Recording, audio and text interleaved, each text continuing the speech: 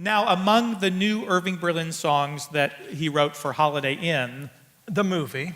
was a song for the Christmas scene. They had to have a Christmas scene. You're going to do all the holidays. You're going to get to Christmas. There had to be a song for it. Berlin arrived at his office one morning in 1940, flushed with excitement, and shouted to Helmi Kreza, "Take this down, quick. Not only is this the best song I ever wrote, it's the best song anybody ever wrote." Flash forward 2 years, Holiday Inn has its premiere at the Paramount Theater in New York. Berlin waited excitedly for the overnight reviews, but to his shock and dismay, nobody singled out the greatest song anybody ever wrote. Now, maybe that's because the movie opened in August, and it was in the midst of a sweltering heat wave. And heat wave was not in that show, so that didn't help. Despite Berlin's faith in White Christmas, he kept his faith in it, even though his own publishing company was betting on another song, the Valentine's song from the show, "Be Careful, It's My Heart," to become the standout tune. Of course, they were wrong. Irving Berlin was right. White Christmas would go on to sell millions of copies of sheet music, and by the holidays, Bing Crosby's recording was well on its way to becoming the best-selling record of all time, a position it still holds today. It is the best-selling record of all recorded history. Albert, why? What makes that song? You're always asking me questions. That's Well, why I've you're actually here. thought a lot about White Christmas because I happen to love it, and I feel like sometimes the song can be so familiar, so much a part of our lives, that it's difficult to hear it fresh. We don't really even hear it anymore. It's just like, oh, White Christmas. So let's pretend, if we can, that White Christmas is a brand new song, and just take a quick look under the hood, so to speak, to see what makes it run. First, there's the lyric. "I'm dreaming of a white Christmas just like the ones I used to know." So immediately we're in two worlds, the present and the past. I'm dreaming, and how much more evocative that is than I'm wishing or I'm hoping. Because you hope for something in the future, but you dream of something that is lost, something that's in the past. So the singer seems to be daydreaming in a somewhat melancholy reverie, remembering something forever gone, just like the ones I used to know. Childhood, family, security. After setting a mood of wistful reverie, Berlin paints the scene with a bit more clarity, where the treetops glisten. So this is our first indication that this probably isn't a city song. This is probably a song about Christmas in the country. This isn't a city snow scene. And children listen to hear sleigh bells in the snow. So those few images, snowy treetops, children, and sleigh bells, are surprisingly, they are the only specifics about this dream in the entire song. And yet they conjure up a whole kind of Currier and Ives scene, a cozy, warm homestead nestled in a snowy landscape, the hush that falls on the world with a fresh snowfall, children peering out an icy window, a prancing horse pulling an old-fashioned sleigh, and the only sound, the jingling of sleigh bells. So it's a New England winter with the gloss of memory transforming the harsh reality of winter in New England into a cherished portrait of family happiness. And of course, children and sleigh bells also prompt thoughts of Santa and his reindeer, presents under the tree, and Christmas morning. I'm dreaming of a white Christmas with every Christmas card I write. Now we're back in the present.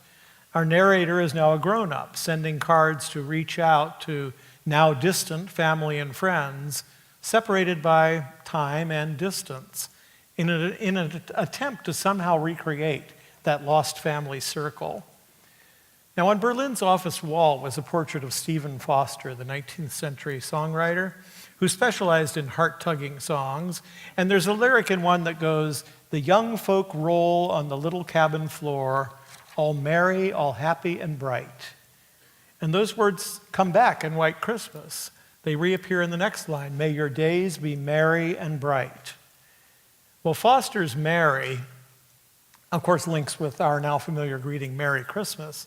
And the hoped for bright days ahead must reference a wish for a Happy New Year. But Berlin's final line is really a stroke of genius. And may all your Christmases be white. May the holidays rekindle the warmth and the wonder and the love, the safety of a fondly remembered childhood Christmas. It's a very masterful lyric, and yet it just uses simple, everyday words, mostly of 1 or 2 syllables. It's very spare and poetic. It has just enough information to allow us to add our own memories to the scene. Now, this is interesting. Berlin seems to have invented the phrase White Christmas for this song. And of course, White Christmas, it is now become sort of a seasonal cliche, especially in the weather reports. They'll say, will it be a white Christmas? We hope for a white Christmas. Hopes for a white Christmas were dashed when blah, blah, blah. And even in places where it seldom, if ever, snows, like down in the tropics, a white Christmas has come to mean an ideal holiday with palm trees. They have palm trees and tropical plants festooned with artificial snow and plastic icicles. Now let's turn our attention to the music. Again, let's try to hear it with fresh ears.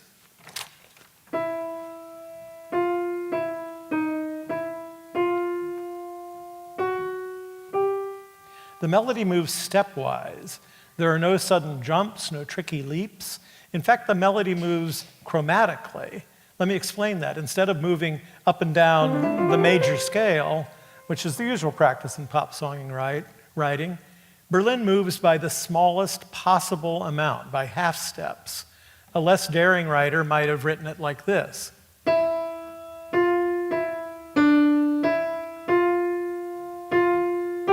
Just using the major scale. But Berlin induces a mood of cautious reverie with his chromatics that seems to curl like a wisp of smoke. I'm dreaming of a white Christmas. And notice how the melody just lifts so beautifully on the word Christmas. And then like the sun breaking through the clouds, those chromatics give way to the familiar scale tones in a beautiful arch. Just like the ones I used to know. So we've shifted from the uneasy chromatic present until the warm, comforting past. And we have also, this is important, we've reached the highest note that we'll ever have to sing in this entire song. So baritones and altos can relax with this one. This is not the Star-Spangled Banner. Now comes the first melodic leap. This is where we suddenly give up singing the next note in the scale. But Berlin makes it easy for us. He's left us here, and he lets us drop to the tonic tone, which is home bass in the key. It's the easiest pitch to find. We're in this key. Where the treetops glisten. Now the melody becomes more adventurous. It leaves that stepwise path to introduce a couple of evocative and slightly unexpected tones. The first is on the word glisten, where the treetops glisten. And if you listen, you can hear a dissonance in this. That's part of this chord. But when it has the other notes, it just seems to make it shine. Then Berlin repeats the phrase, but slightly lower. And children listen, lower, warmer, more hushed, so that the children can hear. And then after that slight trickiness, Berlin takes pity on the amateur singer and reverts to easy stepwise motion. To hear sleigh bells in the snow, which is very easy. And we're halfway through the song. Now he repeats the entire melody we've just heard, but changing only the last few notes. I'm dreaming of a white Christmas. With every Christmas card I write, may your your days be merry. And so far every note has been exactly the same as in the first half of the song. But now it's time for our big finish, so we have to go up. Instead of dropping down like, and children, we go to that same note, but an octave higher. And bright. So this is the payoff, the money note, the one you cross your eyes and hold. And yet it seems strangely easy. It's not a stretch at all. And that's because we have actually sung higher than that in the song already. In just like the ones I used to know, and with every Christmas card I write, so merry and bright is a piece of cake. There's not a lot, but there is a bit of musical sleight of hand, not in the melody, but in the harmony.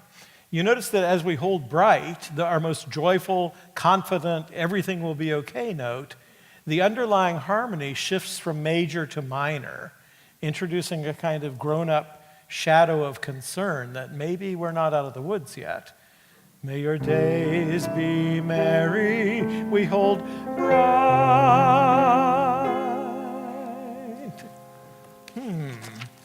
Then, for the final lines, instead of climbing to a throat-busting climax, Berlin eases us down to our very lowest register. And may all your Christmases, in fact, that note, Masses, is the lowest of the entire song. The vocal range of White Christmas is just over an octave, so anyone really can find a comfortable, just a comfortable key. Wherever it is you sing, you can just relax and sing it like Bing. That's my take on White Christmas.